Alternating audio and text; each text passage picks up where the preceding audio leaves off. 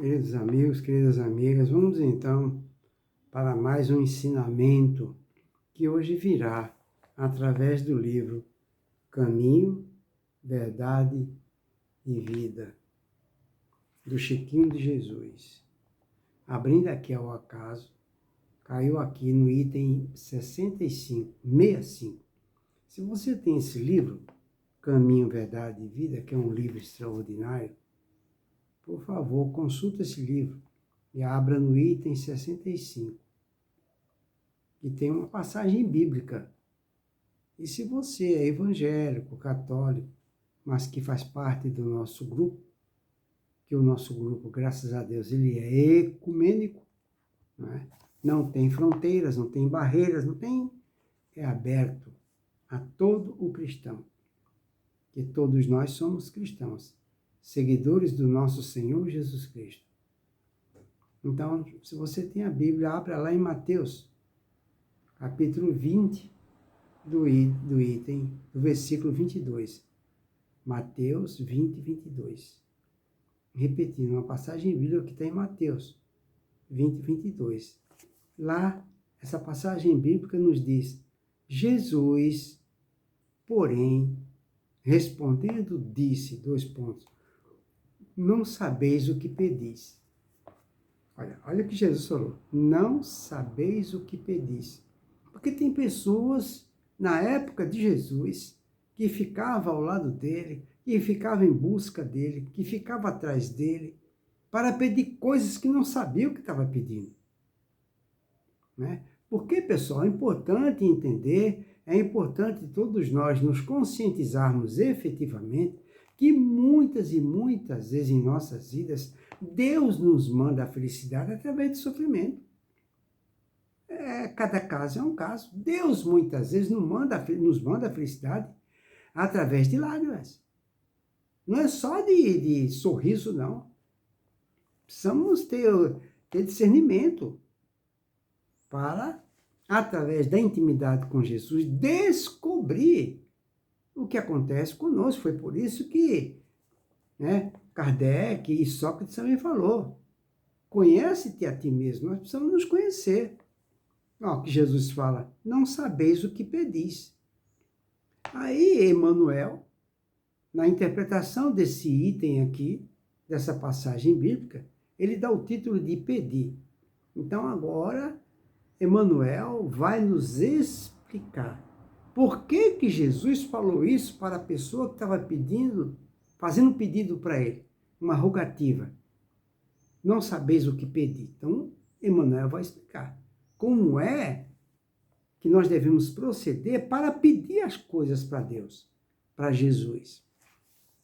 Emmanuel começa nos dizendo: a maioria dos crentes dirige-se às casas de oração no propósito de pedir alguma coisa. Exatamente. A maioria vai na igreja católica, vai nas sinagogas, a maioria vai nas igrejas evangélicas, nos centros espíritas, para pedir alguma coisa.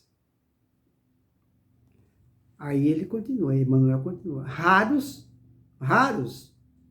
os que aí comparecem, raros os que vão para essas casas de oração, raros são aqueles que comparecem na verdadeira atitude de filhos de Deus, interessados nos sublimes desejos do Senhor, quanto à melhoria de conhecimentos, à renovação de valores íntimos, ao aproveitamento espiritual das oportunidades recebidas do mais alto. Olha só o que está faltando. É raro uma pessoa que vai numa igreja, é raro uma pessoa que faz uma oração, faz uma rogativa, faz um pedido para Deus, se utilizando desse discernimento. Raros os que pedem as coisas a Deus, que comparecem na verdadeira atitude de filhos de Deus. São raros os que interessados nos sublimes desejos do Senhor. Então, são raros aqueles que estão interessados no desejo de Deus, no desejo que Deus tem para conosco. Tem que ver isso. A gente precisa aprender a falar assim para Jesus, ó, Senhor, o que queres que eu faça? E não pedir a Deus que ele faça o que a gente quer. E não pedir a Deus que ele faça o que a gente precisa, o que a gente acha que precisa. Né? Então, por isso que ele fala, raros os que aí comparecem, na verdadeira atitude dos filhos de Deus, interessados nos sublimes desejos do Senhor. Quanto, olha só, nos desejos do Senhor, quanto à melhoria de conhecimentos, à minha renovação de valores íntimos, ao aproveitamento espiritual das oportunidades recebidas que Deus passa para mim. São raros os que vão nas religiões fazer esse diálogo sincero, lúcido com Jesus. Aí ele fala, aí Emmanuel continua, a rigor, os homens deviam reconhecer nos templos o lugar sagrado do Altíssimo. A gente tem que reconhecer o lugar sagrado daquela reunião que está acontecendo em nome de Jesus, onde deveriam aprender a fraternidade. Nós temos que ir lá aprender a fraternidade, aprender o exercício do amor, aprender a cooperação, não é? No seu programa divino. Então, nós temos que ir lá aprender a colaborar nos principais itens que fazem parte do nosso planejamento encarnatório, porque todos nós temos um planejamento e nós temos o dever e a obrigação de identificar quais são os principais itens que fazem parte do meu planejamento encarnatório. E a gente tem que pedir a Deus que colabore. Colabore. Senhor Jesus, eu lhe rogo, Pai, que não retire os meus problemas, que não retire os meus sofrimentos, que não retire as pedras do meu caminho, que não retire a cruz de meus ombros. Porque eu entendo, Jesus, que tudo isso são mal necessário. E que se isso está acontecendo comigo, Deus está ciente. Eu não sou vítima, porque na lei de Deus não existe vítima. Portanto, Jesus, só me resta lhe pedir que me dê, Pai, se for de sua vontade, me dê a força necessária para que eu possa suportar o peso de minha cruz, que foi construída por mim e não foi por Deus. Que me dê a fé necessária para que eu possa suportar as minhas provas tão necessárias para a minha própria evolução espiritual. É assim que se conversa com Jesus. É assim que se roga a Deus. É assim que se dialoga com Jesus Cristo. Porque Jesus falou, estarei convosco até os últimos dias. Todos os dias até o fim dos tempos. Certo, pessoal? É assim que se faz uma oração de coração para coração, de sentimento para sentimento, de amigo para amigo. Jesus é nosso amigo, confidente ainda. Né? E não pedir a Deus que afaste aquela pessoa de mim. E não pedir a Deus que afaste o meu chefe, o meu superior que me persegue. E não que afaste de mim o meu companheiro de trabalho que tem inveja de mim. E não que afaste de mim o meu vizinho problemático. E não que pedir a Deus que afaste de mim uma doença que surgiu no meu corpo por causa da minha negligência. E não pedir a Deus que afaste o meu parente difícil, que é um mal necessário. É importante ter esse tipo de inteligência. É importante saber pedir as coisas para Deus. Por isso que Jesus falou. Jesus, porém, respondendo, disse, não sabeis o que pedis.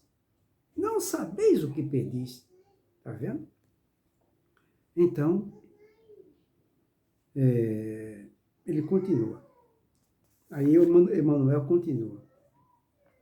A rigor, os homens deviam reconhecer nos templos o lugar sagrado do Altíssimo, onde deveriam aprender a fraternidade, aprender a Jesus, o exercício do amor, a pedir a Jesus a cooperação no seu programa divino.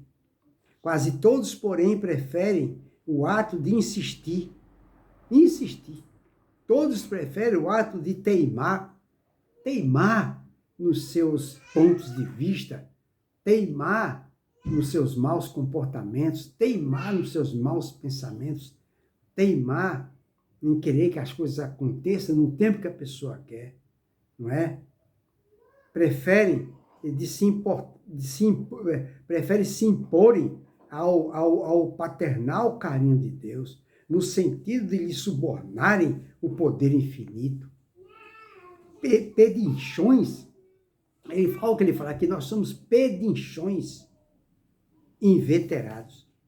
Ou seja, a pessoa só sabe pedir, só sabe pedir as coisas e não faz nada, não se esforça para fazer nada. Quando é que a gente vai aprender? Só sabemos pedir? Um dia, eu tenho fé em Deus, que um dia, prestem atenção nisso que eu vou falar, um dia, as casas religiosas do mundo inteiro vão ficar vazias. É lamentável que os padres, os pastores evangélicos, os dirigentes de centro espírita fiquem felizes quando vê a casa cheia. Deviam chorar de piedade, porque uma casa cheia significa que as pessoas estão ali por carência, por necessidade. Nós temos que chegar a um ponto onde que não haja mais necessidade de eu ir numa casa religiosa para ser servido, mas sim para servir. Eu tenho que atingir esse estágio de ir a uma casa religiosa para servir, não para pedir, porque eu pergunto para vocês, o que é melhor, pedir ou dar? Tem pessoas que não gostam de dar, né? Mas não é melhor a pessoa ter condição de dar ao pedinte na nossa porta, que bate na nossa porta, do que a gente pedir as coisas? Não é melhor dar que receber? Então, por que uma pessoa vai na casa religiosa para pedir? Mas não seria melhor a gente aprender a caminhar com nossas próprias pernas? Adquirir a capacidade necessária de suportar suas provas? Aí ele continua. Quase todos, porém, preferem o ato de insistir, preferem o ato de teimar, de se imporem ao paternal carinho de Deus, no sentido de lhe subornarem o poder infinito. São pedichões inveterados, abandonam, na maior parte das vezes, o traçado reto de suas vidas em virtude de rebeldia suprema nas relações com o Pai. Tanto reclamam que lhes é concedida a experiência desejada. Olha que coisa interessante. Tem pessoas, pessoal, que reclamam tanto para Deus, mas pede tanto insistentemente, perturba tanto, que Deus termina dando. Olha o que ele está falando aqui.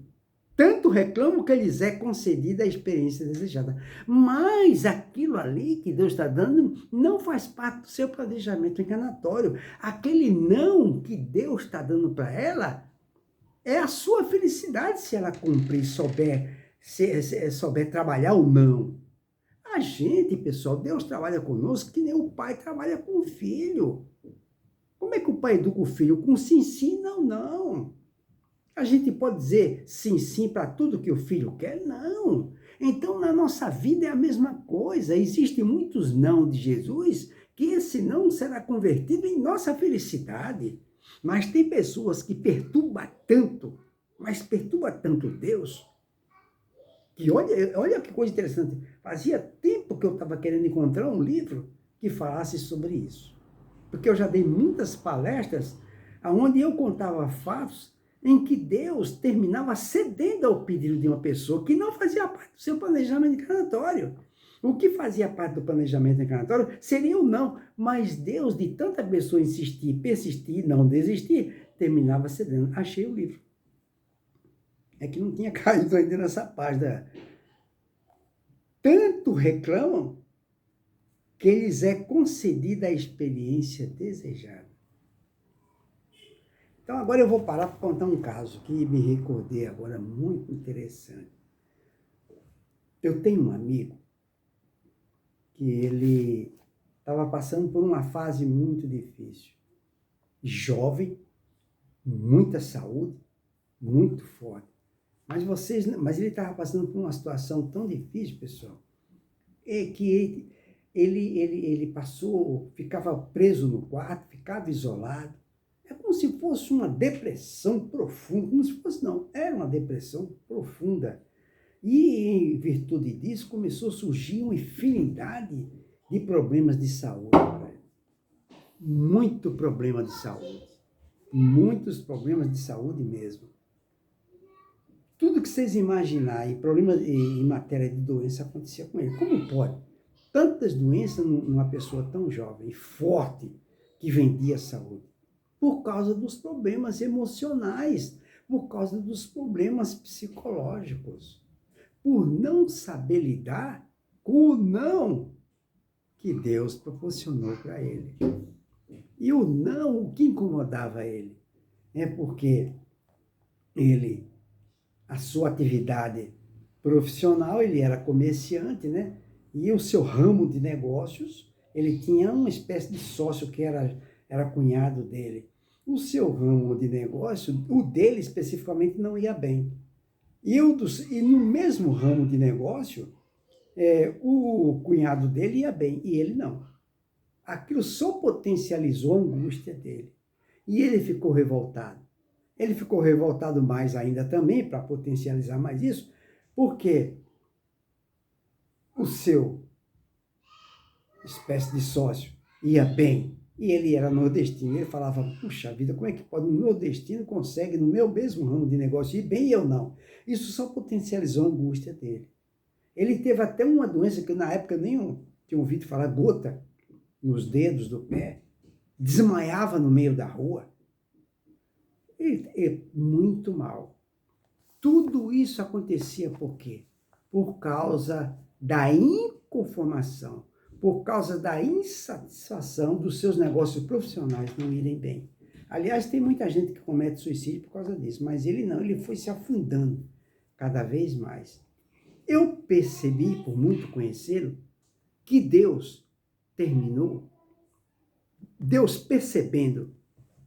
percebendo que ele ia terminar cometendo uma espécie de auto-suicídio, Deus terminou cedendo.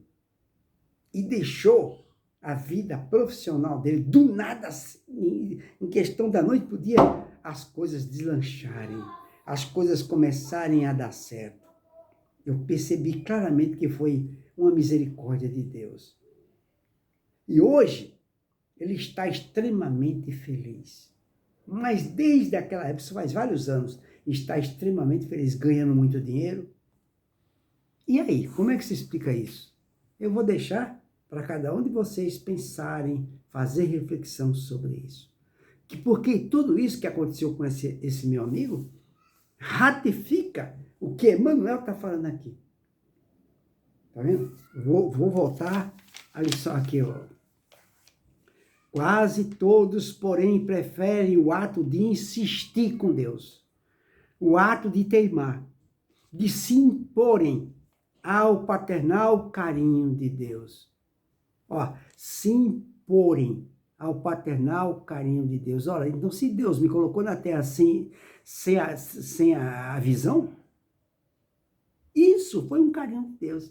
Se eu vim mudo, carinho de Deus. Se eu vim surdo, carinho de Deus. Se eu vim com câncer, carinho de Deus.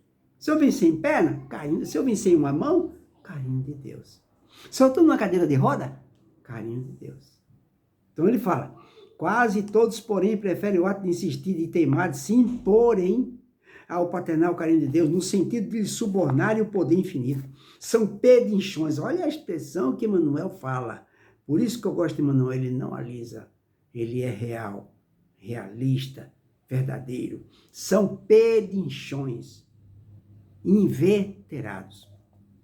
Abandonam, na maior parte das vezes, o traçado reto de suas vidas.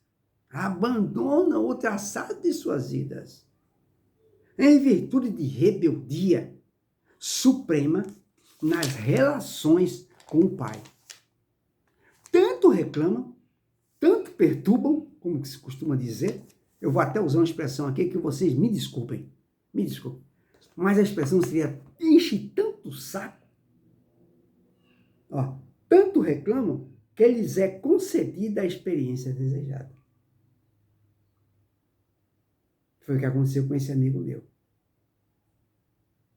que vai acontecer? Deus terminou cedendo e deu a ele as condições que ele tanto desejava. E agora ele está achando que está feliz. Mas é uma espécie de me engano que eu gosto. Muitas vezes, pessoal, não é? Eu tive uma experiência dessa com uma pessoa que eu conheci. Eu tentei ajudar essa pessoa financeiramente para ela deslanchar. Sabe qual foi a resposta que os Espíritos me deram? Porque eu questionei Deus. Eu falei, Senhor, se eu tenho condição de ajudar essa pessoa, que é uma boa pessoa para ela deslanchar, por que eu não consigo? Eu estou com todo o recurso na mão e eu não consigo. Aí veio a resposta dos Espíritos. Me deram um puxão de orelha e falaram para mim assim, muito ajuda aquele que não atrapalha. Tá vendo? Eu pensava que estava ajudando, estava atrapalhando, porque é necessário que a pessoa passe por aquela tribulação. A gente pensa que vai ajudar e vai atrapalhar. A gente pede as coisas para Deus, mas é necessário que as coisas ocorram em nossas vidas de forma natural. Nunca esqueço isso que eu vou falar. Quando você quiser saber que as coisas acontecem em sua vida é da parte de Deus, como é que você faz? Como é que eu fico sabendo que as coisas que acontecem na minha vida é da parte de Deus? É muito simples. É tudo aquilo que acontece naturalmente. Tudo que acontece em nossas vidas de maneira natural foi da vontade de Deus. Agora, tudo aquilo que acontece na minha vida por iniciativa minha, aí a responsabilidade é minha, porque saiu daqui. Tanto pode dar certo como pode dar errado. Mas as de Deus, que acontecem naturalmente, jamais dará errado. Então, vou dar um exemplo, sair da teoria para a prática. Se Deus coloca a gente para trabalhar numa empresa e chega naquela empresa, a gente precisa dela, porque a empresa paga bem. Eu estou feliz com os meus superiores, mas acontece que tem pessoas que querem puxar meu tapete, eu estou começando a me sentir infeliz. Estou perdendo até peso de tanto nervoso que eu passo. Um exemplo. Ora, como é que eu tenho que fazer para resolver a situação? Conversar com Deus com toda a minha fé, para que Ele resolva o problema. Eu não posso tomar a iniciativa de sair do emprego, porque eu tenho família para sustentar. Então, eu vou esperar o tempo de Deus, a vontade de Deus, para que as coisas aconteçam na minha vida naturalmente. Porque se Deus permitiu que eu fosse passar por essa prova difícil lá, não foi por um acaso. Não foi por um acaso. Quantas separações que a gente vê aí, que a pessoa chutou o pau da barraca, agiu com intemperança, agiu pelo impulso, através da impulsividade. Aí, foi da vontade de Deus? Não, porque no dicionário de Deus não consta a palavra desagregação, desunião, separação. Pelo contrário, no dicionário de Deus só tem a união. União. Nem casamento não tem. No dicionário de Deus está escrito união. Mas, para terminar, vamos lá. Deu para entender aqui, tanto reclamam que lhes é concedida a experiência desejada. Eu achei isso aqui fantástico. Foi muito bom. Sobrevém desastres. Sobrevém desastres. Porque a pessoa contrariou o planejamento encarnatório. O que quer dizer sobrevém desastres? Significa que por eu ter perturbado Deus para que me tirasse daquele mal necessário, se é que eu posso chamar assim, o que vai acontecer? Eu vou dificultar, porque eu vou só adiar o problema. Ele não desaparecerá definitivamente. Eu vou só adiar o problema. Isso é um desastre. Aí ele continua. Surgem as dores. Em seguida aparece o tédio, que é sempre filha da incompreensão dos nossos deveres. Aí é que está. Provocamos certas dádivas no caminho. Adiantamos-nos na solicitação da herança que nos cabe, exigindo prematuras concessões do pai, à maneira do filho pródigo, mas o desencanto constitui-se em veneno da imprevidência e da irresponsabilidade. O tédio representará sempre o fruto amargo da precipitação de quantos se atiram a patrimônios que lhes não competem. Tenhamos, pois, cuidado em pedir, porque, acima de tudo, devemos solicitar a compreensão da vontade de Jesus a nosso respeito. Lição maravilhosa. Abri aqui ao acaso, nunca imaginei que ia cair uma lição tão fantástica como essa. Fica aí para a nossa reflexão. Para que seja feita em nós, efetivamente, a vontade de Deus e não a nossa. Essa é a verdade. Porque nós não temos querer, nós não temos vontade, nós somos exatamente igual criança. Criança não faz o que quer, faz o que a mãe quer, o que o pai quer. Como Deus é nosso pai, nós não podemos fazer o que a gente quer. Nós temos que fazer o que Deus quer, no tempo dele. Essa é a verdade. Senão a gente vai sofrer as consequências de nossas próprias atitudes, do nosso querer. Pelo menos foi isso que eu li aqui. Então, uma boa noite para todos, que Jesus nos abençoe.